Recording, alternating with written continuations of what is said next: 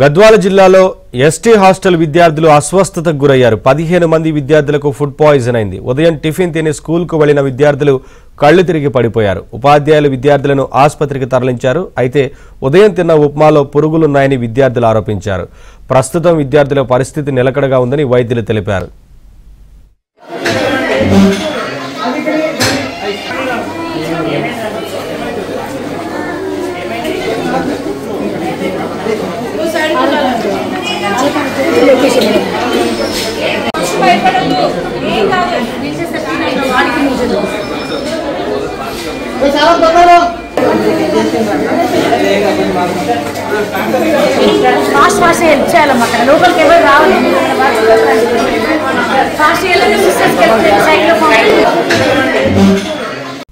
గద్వాల జిల్లాలో ST hostel విద్యార్థులు అస్వస్థతకు గురయ్యారు. 15 మంది విద్యార్థులకు ఫుడ్ పాయిజన్ అయింది. ఉదయం టిఫిన్ తిని స్కూల్కు వెళ్లిన విద్యార్థులు కళ్లు తిరిగి పడిపోయారు. ఉపాధ్యాయులు విద్యార్థులను ఆసుపత్రికి తరలించారు. అయితే ఉదయం తిన్న ఉప్మాలో పురుగులున్నాయని విద్యార్థులు ఆరోపించారు.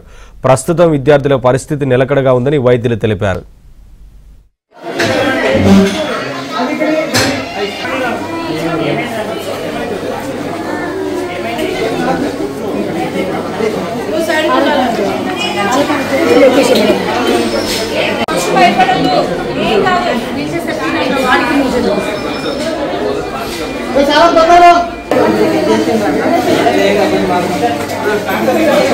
ఫాస్ట్ హెల్ప్ చేయాలమ్మా. అక్కడ లోపలికి ఎవరు రావాలి. ఫాస్ట్